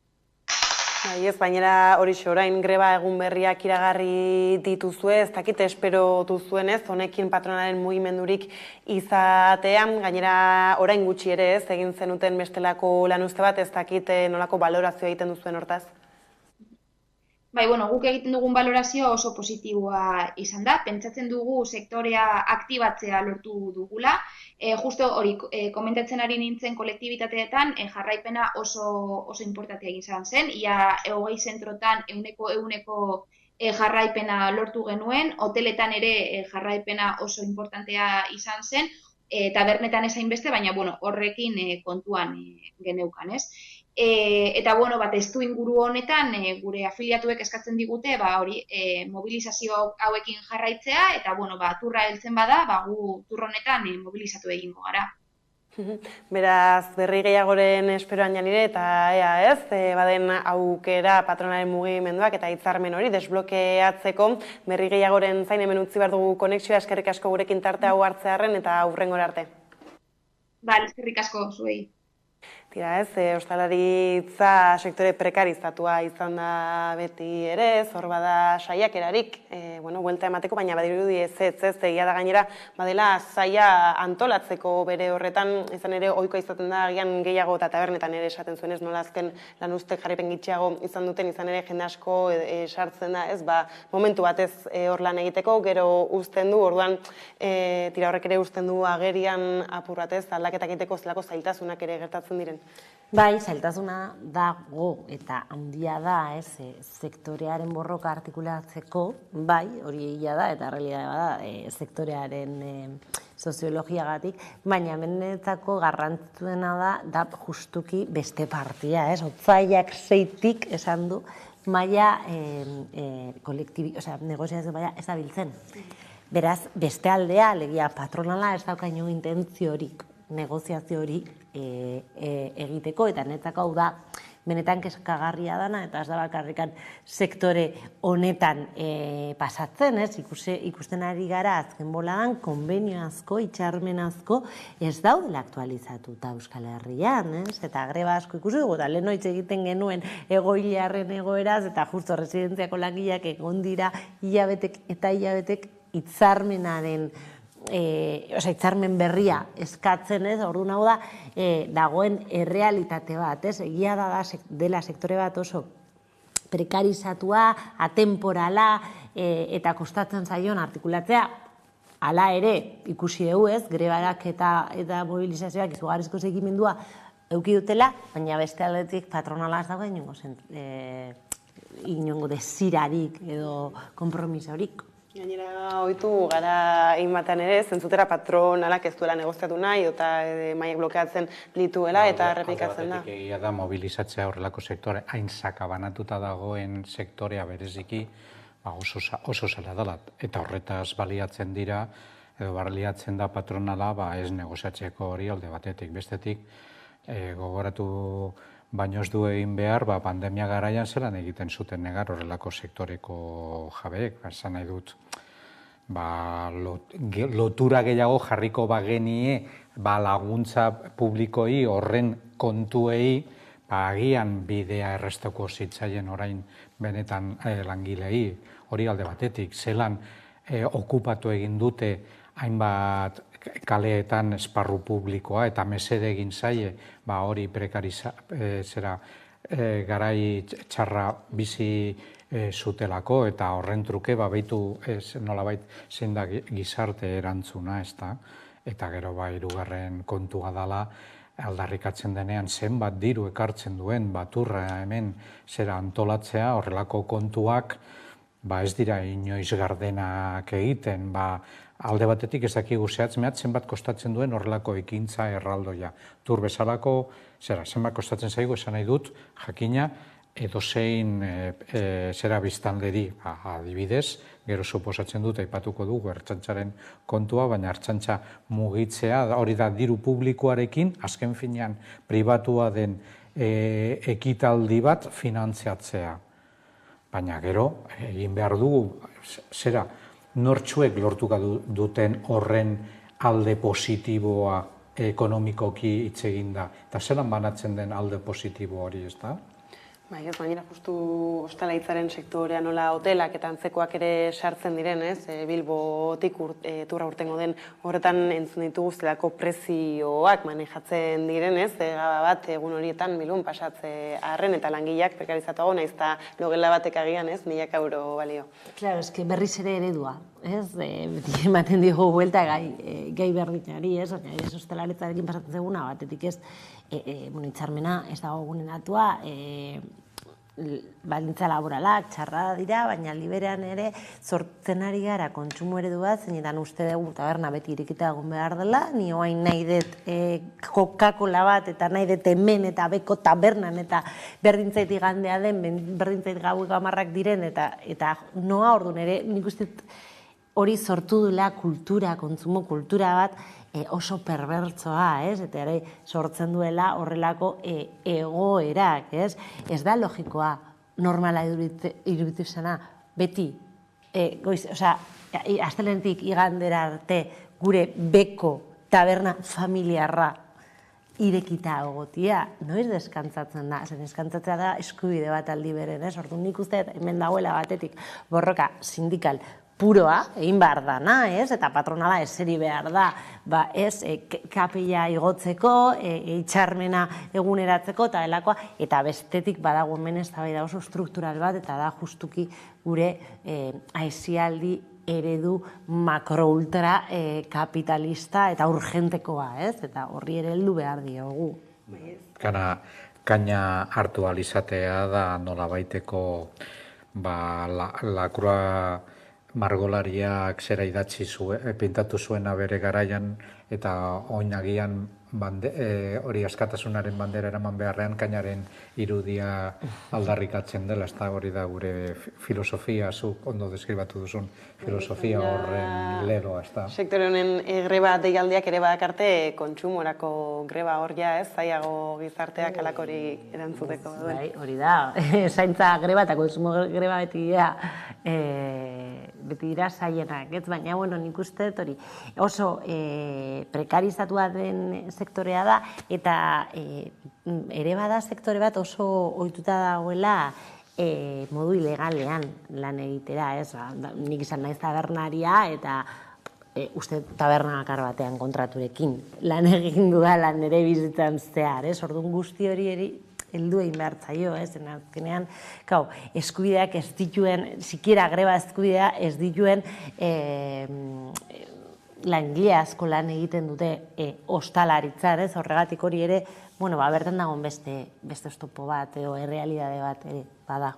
Ez da ikusiko ditu aldaketak, izan ere oraindik ere justu Bizkaiara bakarrik, ez da iritsi tiket, famatu egin den tiket... Araban badago eta sufritzen ari da. Eta ikusi beharko da ere, zer nolako bilakara hartzen duen honek, izan ere, asarreak asko eta asko izan dira bai Araban zein Gipuzkoan gai honekin. Dudarik gabe. Eta, turra eta ostalaritza aipatuta gainera bada hor beste alde bat, izan ere turretik eginda eskaria, badira festak hainbat eta hainbat tokitan, turrarekin batera, Euskal Herriko txoko hainbat zeharkatuko ditu, eta deialdiak ere egin dira, ez? Tabernak, derrigortasunak, tabernak sarratzeko turrei igaro bitartean ez dakiden nola ikusten duzuen hau sopelako jaiak dira adibidez, eta agindua izan da, tabernak isteko turra bestatik pasatzen den bitartean. Alde batetik da, ez, kontsuma sustatu eta gero turra dator eta gure eguneroko normala gelditu inbar da. Ez dakit, igual turra ependik ez dan pasatu behar, ez que hemen niretzako kostatzen zaitu, ni badakite Euskal Herrian txirrindularitzako afixio handiago, baina ez que Tour de France eta ez que Euskal Herria ez da Frantzia. Zagatik pasatzen da, hemendik igualari naiz, galdera simplista batzuk egiten ari ez, baina kostatzen zaitu lertzea zergaitik igaro behar den hemendik, ez? Eta galdera honi erantzuna ematen diet, ez justuki turra pentsatuta dagoelako negozio bat bezala, eta orduan negozio hau, ondo etortzen zaigu, eta orduan guazen negozioa egitea, ez? Baina berez ez da gainongo zentzurik turra Euskal Herritik pasatzea. Oain igual ematen diazu beste argudio bat, eta konbentzitzen nauzue, baina printzipioz Tour de France Euskal Herritik pasatzea, ez dut imaginatzen giroa Euskal Herritik pasatzen, igual pasatu da eta ez naiz enteratu. Bai, aldeko eta kontrakoak, hemen zei iritzi? Egia da, hemen Euskal Herrian txirrindularitzarekin lotura handia dagoela historian zehar, ez da.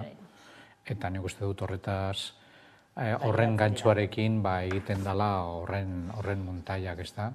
Da gauzapur bat, bienvenido Mr. Marshall bezalakoa pasatzen dana, eta berez fruituak non geratzen dira. Zuk telebistan ikus dezakezuna, izatea zure ondora eta pasatzen denean horrela zuk zera hartzea eta ez izatea horren aukerarik, da mundu... Bide batez, galdera, porque ez dakit da gizonen turra, ez? Emakumen turra ere bada? Nino jakitxarren, pasatzen da ere Euskal Herritik? Hori beste kontu bat da. Egon badago, baina ez da pasako momentuz gutxienez Euskal Herritik. Igual ez egu interesgarria eutzen. Eta gero, tira, horrek erabaki politikoak ere badira, ezta? Eta gainera erabaki politiko ez, edo ez politiko ez ikusteko dugu ere, zer bestelako protesta jaso daitezkeen turraren bueltan, ez? Eta hemen bada beste bat ahotsa altxatzen ari dena, azken hilabete hauetan, eta bada horrez, ertzaintzaren barruan sortu den gatazka, lan gatazka ziran, arazo instituzionala orain. Bai, eta baspen bat daukau mai gainean, niri larritu innauena, ez? Ebaspen bat esaten duna, bere eskubide greba edo mobilizazio eskubideak ukatuak izan direla, izan daitezke, niri oso saguratua dut zait, bereak bai, baina beste kolektiko bat zuena, ez, eta esaten dut, justuki baspen honek esaten duna da, Eusko Legebiltzarrean oain dela uste asteterdi edo egin zuten mobilizazio horretan, trafikoa eten zutenak, bere eskubideen kontra entzula eta egiteko aukerak atela, baina eske bi egun geroago, hortz egon ziren errezintzako gaberritzaile gauza bera egiten, eta horren eskubideak ez dira aukatu, orduan hemen ikusten ari gea, begirada ezberdindu bat egoten ari dela kolektibo batetik edo bestetik,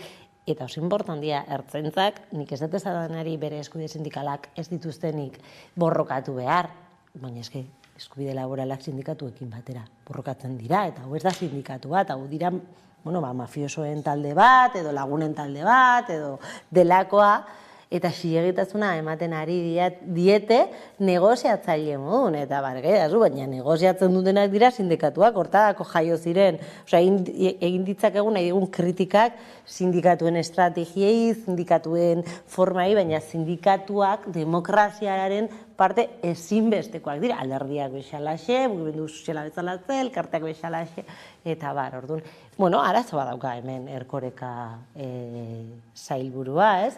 Eta oain konturatu da, arazo bat dakala, eta orain atea da ezaten kontu zibili hau ezin da egin, baina oain arde, elikatzen egon da. Hau, zen hau ez da jaio atxo, hau orain eklosionatu du, baina norbait elikatu du. Aipatzen zenuen azken agindu hau edo, EAeko auzitegi nagusitik iritsi da ere ez, eta hor ere bada paperik jokoan. Ordenoi suposatzen dut, edo gainontzekoei galdera ataratzen zaigu zera ez da kasualitatea izango sektore horien alde ebazpena egitea EAeko auzitegia. Garrido bide batez, famatua dena justuki bere... Kaina askatasunaren aldeko zera defendatzaile sutsuenetako bat, adibidez. Sortzen ari da nolabait gure gizarte postmoderno honetan horrelako sektoreak. Eta horrelako ultrak direnean ultraliberalak dira. Eta hori da ultraliberalismoaren ondorioak, eta zuk oso ondo esan duzun moduan, Ertzaintza sortu zenetik horren arriskua bazegoen. Eta ez da dirudi horren kontra ezer egin, baizik eta nolabait hor barruan egon zitekena elikatu, ez da? Bainera justu aipatzen genuen eta eurek euren burua sindikaltza, duten mugimendu horren bueltan ere ez, ertzain jubilatuek ere atera dituzte agiriak, eta badirudi ez, hemen guztiek dutela zer esan ez, eta dira, haiei egosten zieten prestigio falta ez, eta hori da gainera sindikatuetatik ere ertzainen buruek atzo bertan ustot zela irratian egindako mai inguru antzeko batean, ez? Prestigioa zaharitzen ziren, baina argi geratzen da ere, ez? Prestigioak nola lortzen diren. Artikulazio kolektiboaz. Are gehiago, esako nuke, hemen dago arazoa da, batetik. Sortu dela talde bat, asindikala bezala, definitzen dela, ez dugu besteok asindikal modun definitu, eurek definitzen dira sindikal eta klandestino modun, ez?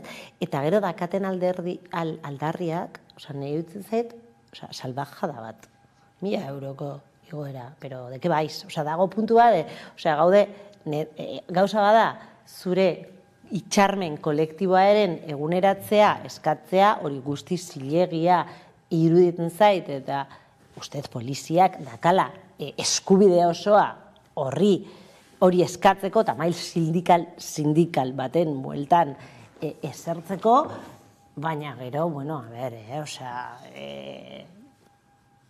langile publikoak zeate, etzarete, ez dakit, elite aristokratikoa, orduan, ari naiz pizkat jartzen makarra, baina eskiru ditzen zait ere, mahai gainean jartzen ari diren aldarriak guztiz desegokiak eta kafkianoak direla, ez? Orduan... Niri gogora ekartzen didala, agian momentu honetan konparazioa apur bat lekuz kanpo dagoela edo egon daiteke, baina gogora ekartzen dit, 19. mende hasieran Espainia sortu ziren junta militar hoienak. Iraultza, nolabait antolatu nahi zuten, eta beraiek geratzea nolabaiteko legen gainetik edo legetatik kanpo. Eta gogora dezagun zelan bukatu zen horrelako mugimenduak Primo de Riveraren diktadurarekin, esan nahi dut.